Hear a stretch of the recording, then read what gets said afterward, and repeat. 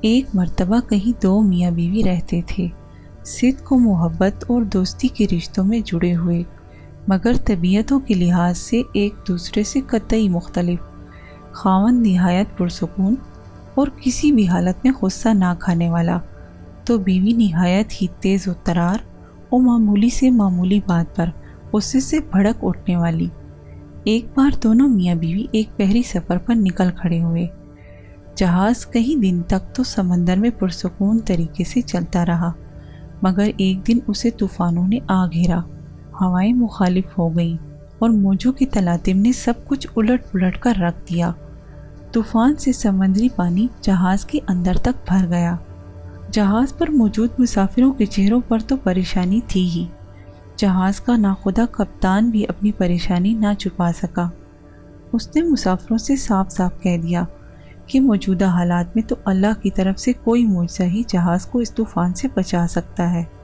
کپتان کے اس بیان سے مسافروں کے دلوں میں بچنے کی رہتی سہتی امیدیں بھی دم توڑ گئیں۔ موت کو قریب پا کر مسافروں نے خوف سے چیخنا اور چلانا شروع کر دیا۔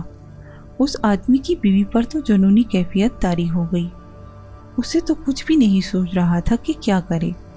بھاگتے ہوئے اپنے خاوند کے پاس پہنچی کہ شاید مصیبت کی اس گھڑی میں فرار و نجات کے لیے وہ کوئی بہتر حل جانتا ہو۔ یہ دیکھ کر تو اسے اور بھی طیش آ گیا کہ گرد و نواح میں مسافروں کی آہو پکار سے مچی قیامت سے بے تعلق اس کا خاوند حسب سابق پرسکون طریقے سے بیٹھا ہوا ہے۔ بیوی نے چلا کر خاوند کے گریبان میں ہاتھ ڈالا اور اسے جھنجھوڑ ڈالا اور چیختے ہوئے بولی کہ تم کیسے بے حس انسان ہو۔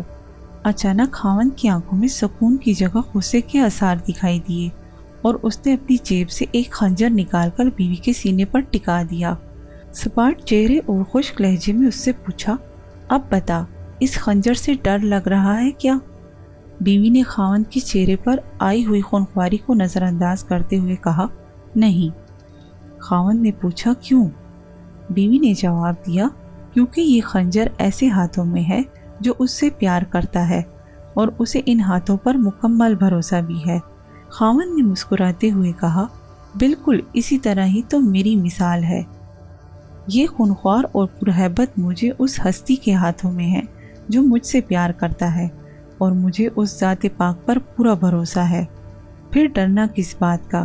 اگر وہ ذات پاک ان سب موجوں اور طوفانی ہواؤں پر مکمل تسلط اور قابو رکھنے والی ذات ہے، تو دوسری طرف ہماری موت اور زندگی کا اختیار بھی اسی کے قبضے میں ہے۔ موت کا وقت معین ہے، اگر زندگی ہوگی تو وہ ہمیں اس طوفان سے بھی نکال دے گا۔